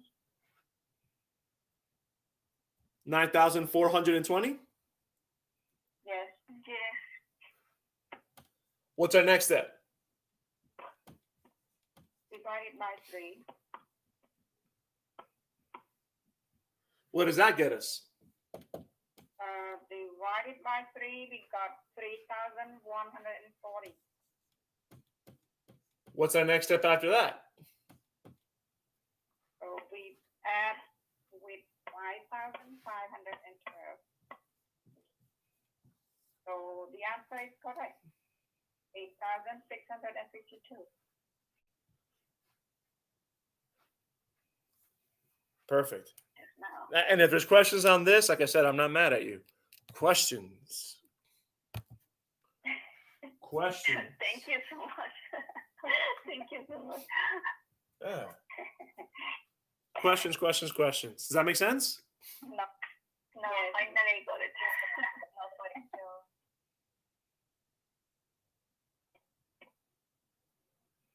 you. All right. So again, these are functions. Now, the word problems you're going to see in every domain of math, but I would say that if you have to sacrifice time, word problems are probably going to take the most amount of your time. So if you want to flag those questions, come back to them later, that can be a good move, especially for functions. Because this, honestly, all we did was play with it. We played with the answers. What I would recommend doing is looking at what's a reasonable answer, right? Like we could have taken a lot less time on this problem by looking at what's reasonable. Does that make sense, guys? Yes. Yeah. We already knew that D and E weren't going to be reasonable. So that already brought us down to those three answers. As soon as we try A, B, or C, you should be able to quickly determine what you need. Right? So that's part of, again, taking notes, breaking the information down. All right, we'll move on. Number 29. What is the value of x in the equation -4 times x plus 2 minus 10 equals 5x? Again, multiple ways to solve this.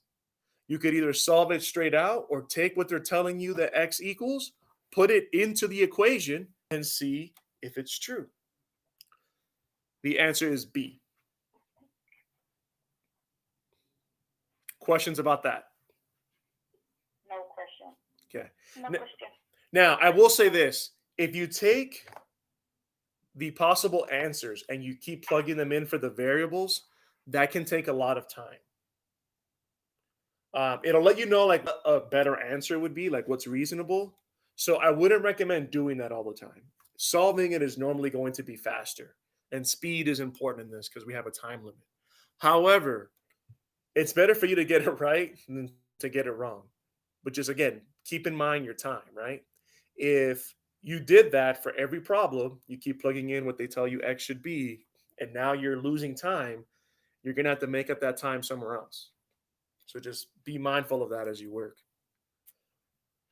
30, another word problem. Marcia counts the $5 bills and $10 bills in her cash register. She counts a total of 35 bills with a total value of 240. We did a problem just like this.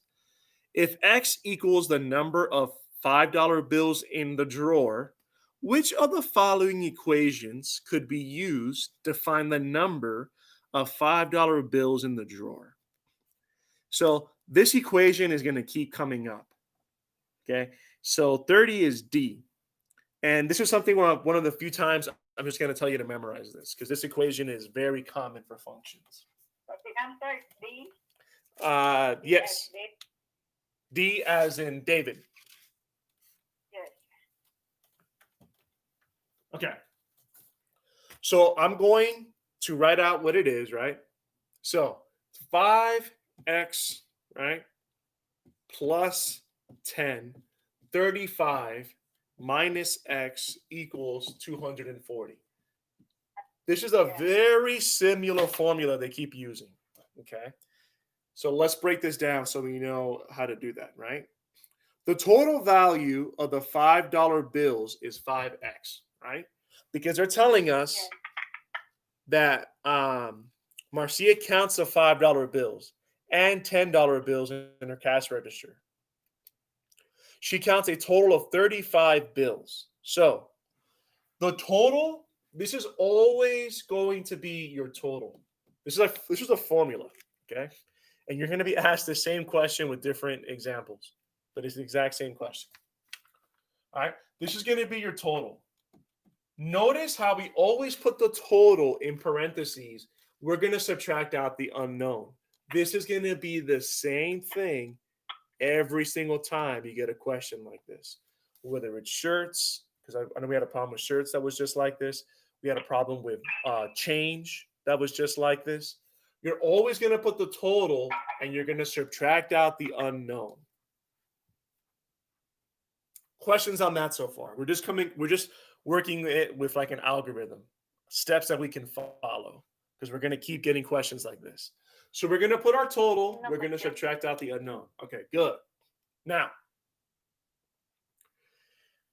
whatever we're not looking for, we're always going to multiply by the total, right? That's how we can figure out what we are looking for, by multiplying what we don't need, right? If we know how much we have of what we don't need, then we know how much we have of what we do need. Does that make sense? It's like saying you have 8 total toys. You want to know how many black toys you have. Well, we have 8 total toys. If we want to know how many black toys we have, and I said, hey, you have 3 red toys, well, how many black toys do we have?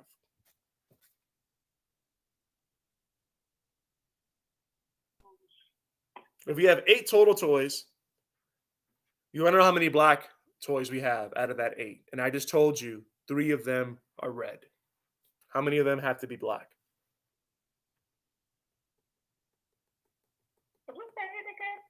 You have 8 total toys. It's the same thing as this. You have 8 total toys.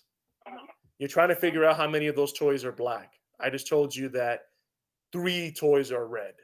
How many toys have to be black? 5, right? This is the same thing. Does that make sense? We have 35 total bills. We know that out of that 35, we have $10 bills. Make sense? Yes. You're always going to do this. So this is always going to be the amount they gave you. Let me write that better. This is a formula. This is always going to be the amount, and I would write this down, the amount the problem gave you that you don't need, but lets you find the answer, right? So we're always going to take whatever they're telling us that we don't need, but we know it's either one thing or the other. So if they're telling us it's this, then we know what the other things are, right? We're always going to put that number here. Does that make sense so far? Yes. Okay. Yes. And again, doesn't matter. They're going to give you a bunch of problems like this. Okay. So she counts a total of 35 bills, a total value of 240. Okay. So everybody understands this. We're going to take the total number of bills. We're going to subtract it by the unknown, and we're going to put whatever the total is here. That should be pretty total amount of all things together.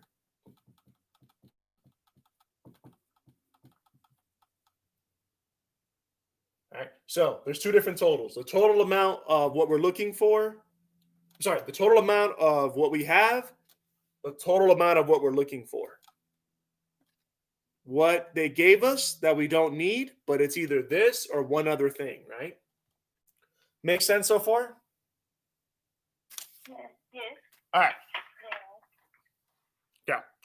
So now they're letting us know if X equals the number of $5 bills in the drawer, which of the following equations could be used to find the number of $5 bills? So They're letting us know that X equals the number of $5 bills. It's going to be the same thing here. We're looking for those $5 bills. So we're going to take whatever we're looking for and we're going to multiply by X.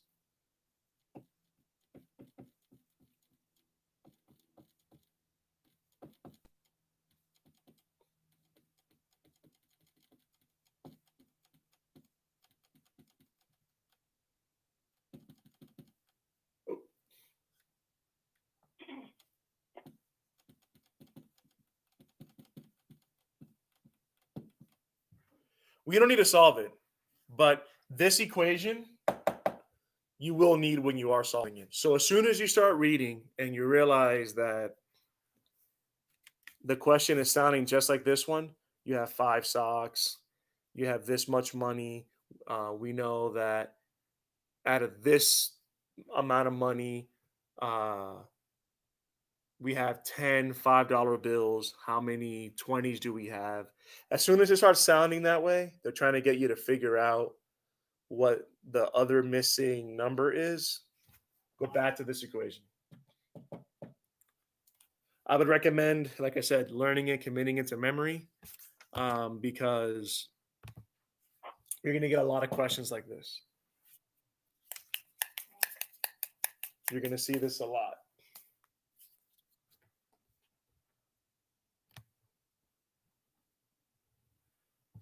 Again, not too many things to memorize, but that's one of them. Questions about that? No question. No question. All right, moving on. Number 31.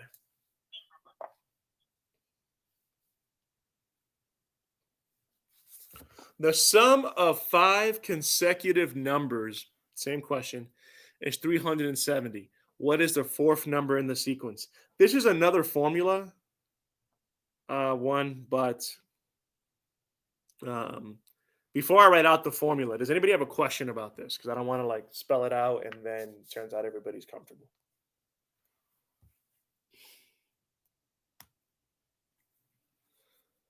Question.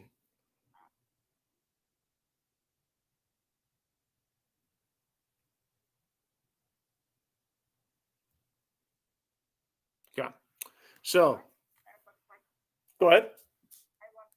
The formula, if you have like the short Yes. one, is easy to come. Yes. I'm gonna give you the formula. You're not gonna get as many questions as like this one, but this is a quick hit. When you get these types of questions, here's a formula you're going to follow for question 31. You're always going to take X, and it tells you there's consecutive numbers, right? So meaning Yes. one after the other. So you're going to go X plus Plus X plus 1, then then X plus, 2, yep, plus plus X plus 3, X plus 3, plus X plus X 4. plus 4, Because how many numbers do we have? 5 numbers. We have 5, right? So we're going to stop there Yeah. because we're trying to figure out what the missing 5th number is. All of this has to equal what? 370. All of this has to equal 370. Yep. Okay. So we have 5 numbers, right? Yeah. So we're trying to figure out what the 4th number is. We start for the X first.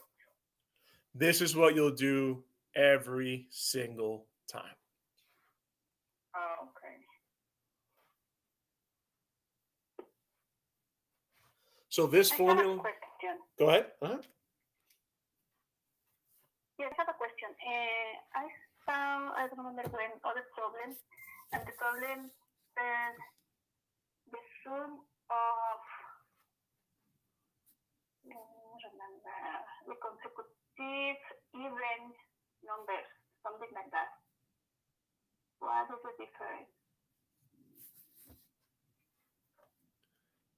Oh, so they'll tell you, yeah, 5 consecutive numbers, and then one of them has to be even. The formula is pretty much going to be the same thing. The formula is going to be the same thing. Yeah, it'd pretty much be the same thing, except instead of adding 1, 2, 3, because they're not consecutive, it would be like 2, 4, 6, 8. Does that make sense? Okay, even is the numbers that are 2, 4, 6, 8. Yeah, déjame quedar en español. Por ejemplo.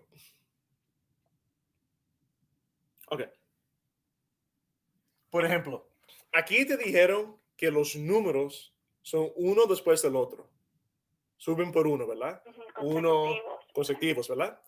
Si te dicen que los números son los que son even, no conozco la palabra even en español, entonces ya sabes exactamente cómo vas a poner los números. Porque si son, ¿sí me explico? Si son even, sabes que va a ser 2, 4, 6, 8. ¿Sí me explico? Números, en español serían números pares. Pares, exactamente. Si el problema te dice que los números son... Números, Ajá. ¿Perdón? Ajá. sí, y los otros serían números primos, los que son 1, 3, 6, 9. Pero solo no quiero confundirme. Entonces, el ejercicio que acabamos de hacer son números consecutivos independientemente de si son pares o primos. Es 1, 2, 3, 4. Exactamente. Cuando se escriben, son números pares. 2, 4, 6. Ok. Sí, esa es la única manera que pueden cambiar la pregunta. En vez de ser números consecutivos, se lo van a decir que son números en pares o algo así. Okay, thank you. Oh, de nada. All right. So, and actually, she asked a great question. So she said that she has seen other problems where instead of being consecutive numbers, they tell you that the numbers are even or the numbers are odd or some kind of combination of that. It's pretty much the same thing. You would just update this same formula with whatever the patterns are, right? They're saying the sum of 5 consecutive numbers. Well, that's why we have X, because we don't know what X is.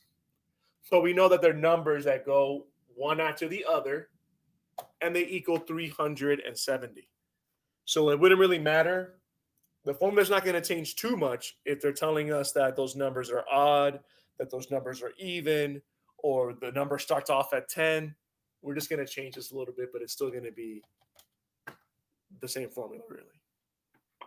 Great question. Any other questions?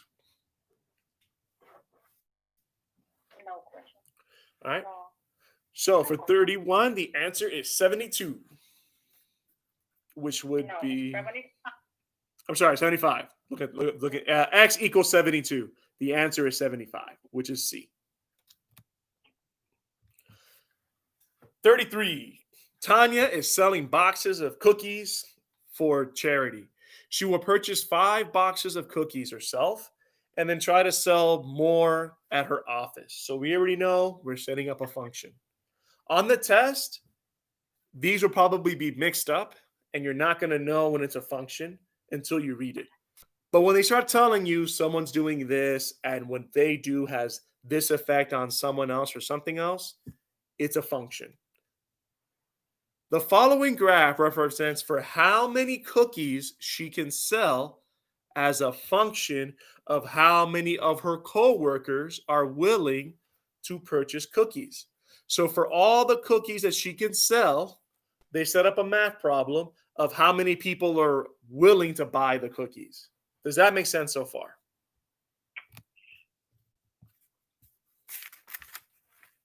Yes. Okay. So they show us the graph.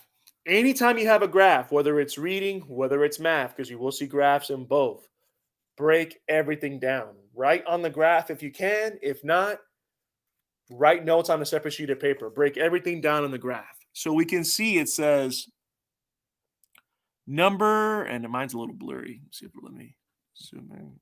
And I copied it. Number of boxes, number of coworkers. Okay. So before we get to the rest of the information, as the boxes go up, as the number of coworkers go up, then the number of boxes they buy goes up, right? So when she has 3 coworkers, she sold 11 boxes of cookies, right?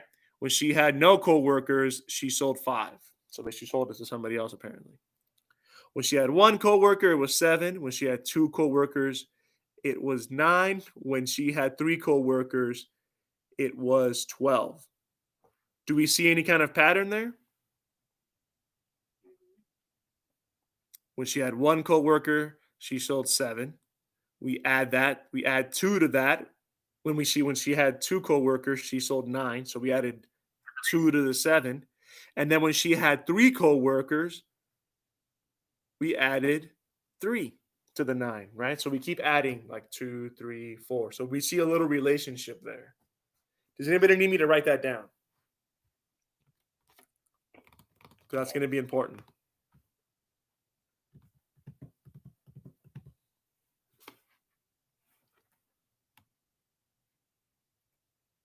Do we need me to write that down, or do we understand the relationship? Yes, please write it down, please. Okay. So as we look at the graph, this is just a pattern that I've noticed. Same thing I would ask you guys to do, right?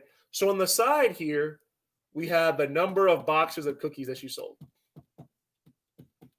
We start off at 0 and we go all the way up to 12.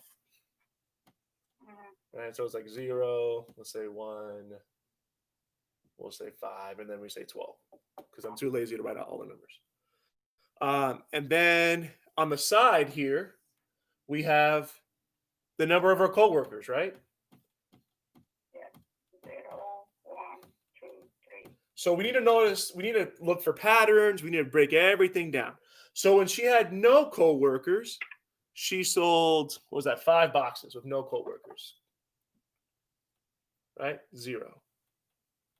When she had 1 coworker, she sold 7. When she had 2 coworkers, she sold 9. 9.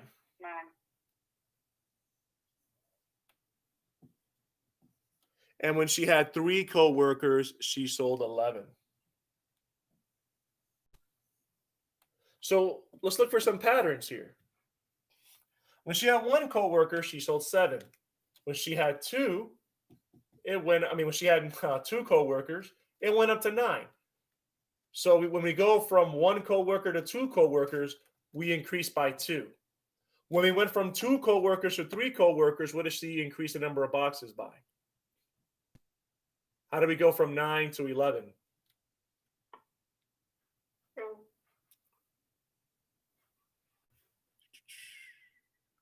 Right? So do we notice any kind of a pattern? Yes. Every coworker she adds seems to what? 2. Yeah. For every additional coworker that wants to buy cookies, she's selling 2 more boxes. That's what it looks like so far. So now I've broken down the graph. I even see a little bit of a relationship, right? The more coworkers she talks to, the more boxes she's selling.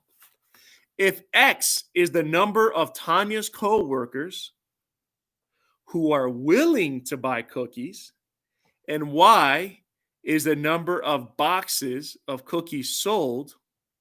So we already know the relationship. Now they're asking us to create a function. X is the number of Tanya's coworkers who are willing to buy cookies. Y is the number of boxes of cookies that she actually sells. Which formula can be used to find the number of boxes of cookies Tanya will sell? So it's Y equals 5 plus 2X. Why do you say that?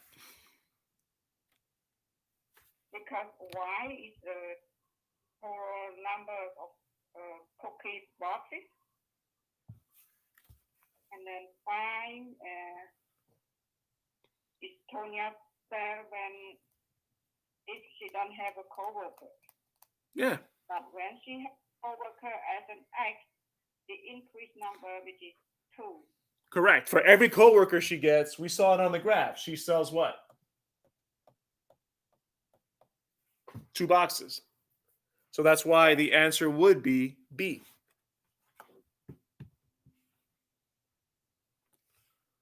questions? No question. No question. No. No question? No questions? Okay. And I realized I skipped one. I don't know why I immediately jumped to 33. Let's look at 32. Skip 32. Yeah, I don't know why. Sorry about that. A baseball pitcher's earned run average. Now, this is where the biggest problem comes in with word problems is if you don't watch baseball, then you don't understand like what's going on. I know that as a school and teachers, we try not to do that. We don't want to give you a word problem where we think you know about baseball or movies or something, and then you're like, wait a second, I wouldn't know that baseball works that way. You should not get too many questions like that. They're trying to make it things that you guys would know. Because in some of these word problems, we have to just know things. Like, oh, in baseball, you play for innings and people get out after 3 times or whatever. A baseball pitcher's earned run average is a function of the number of earned runs given up and innings pitched. Right? So we obviously, and this is again, we have to know a bit about baseball. If you're a pitcher in baseball, do you want people running? Do you want people running to the bases? If we play baseball, do we want people running to bases?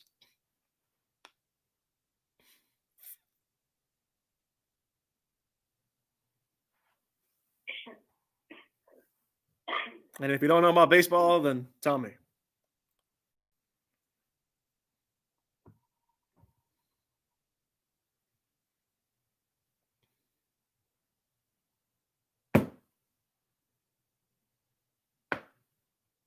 Uh-oh, hearing silence. Don't give up on me now. We're almost done. 32. If you know about baseball, do you want as a pitcher, do you want people running to bases? If you don't know about baseball, then let me know.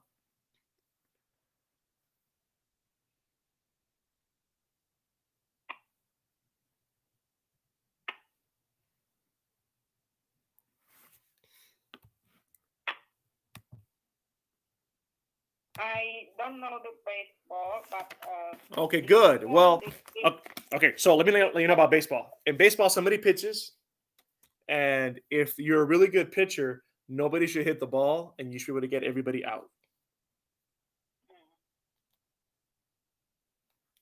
So this formula is to calculate how many people run when this person plays. Does that make sense so far? yes. Yeah. Yes. Yeah. So this is a formula to figure out how many people are running. Right? So your run average is calculated as 9 times the number of people that run, because there's 9 innings, divided by the innings where that person pitched.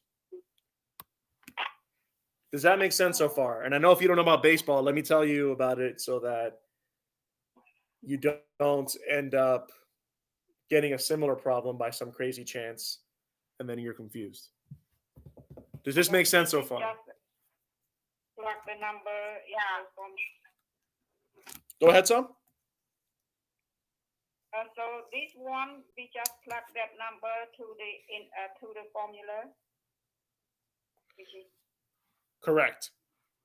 Because that formula is going to let us know how many people are getting to bases or running when this person is pitching. so Right. the running is 8, and then inning is 18.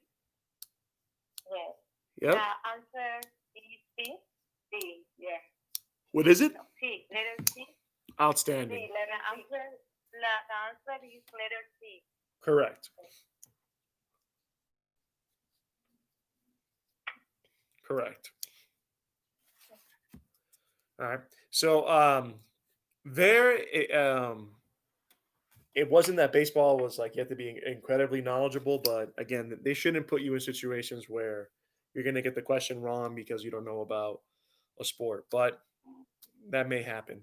In this one, Just by thinking about the little bit of things you know about baseball, you can piece things together. You can plug those numbers back in and work out the problem. All right. Any questions so far over anything we've done with functions? No question. No, no question. Okay. So I'll take. Just one, Go ahead. maybe next week.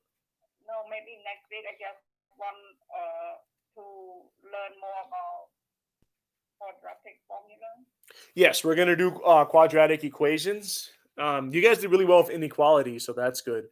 And then we're pretty much gonna be done with the most part with algebra.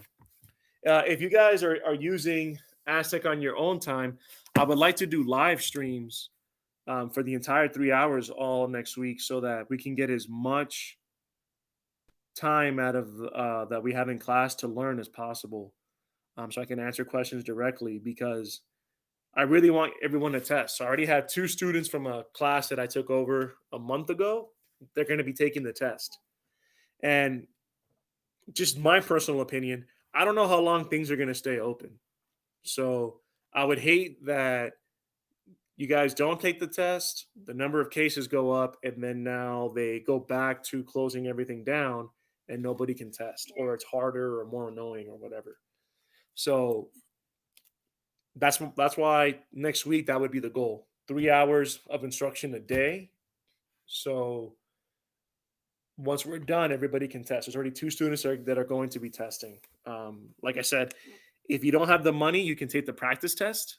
And if you do well on that, then the high set, or I'm sorry, either the high set or the program, they'll pay for you to take the actual test. I personally am not a big fan of the practice test, because if you have the money, take the actual test. If you do well, then you're done. Whatever you pass, you actually passed. Because I've had students that get really excited, and I'm like, hey, that's great. You passed a practice test. But now you still have to take the real test. So that's just me. I'd rather take the real test, because anything you actually pass, you're done. So, and the goal would be to pass the whole thing. All right. Any questions or concerns? Question. Thank you. I have 11 wrong answers in this test. What do you think? I'm ready for the test. Okay, so this is a so within math, there's different areas, right? So let me break this down so I can kind of answer your question. And this is why when we're doing things in class, you kind of know what the goal is, right? So within math, you have different domains, right? So you have things like, so under math, you have like geometry, algebra,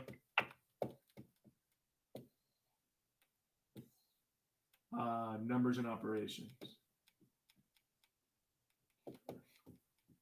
And you have more. You have measurement and data, probability and statistics, but you kind of get the idea, right? This is all under math. So under algebra, you're going to have things like functions, formulas, equations. So what we did the day you guys took the test is we just did functions. So you said that you got 11 right, you said? Or you missed 11? 11 wrong.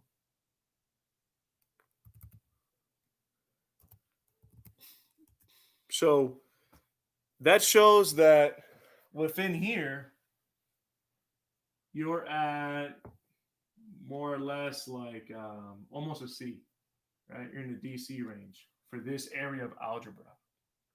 Now, algebra is the biggest portion of the math test. So I would argue that the questions we're doing are harder than what you're going to get on the test for a bunch of reasons. Not only because it's the book and it's going to be harder.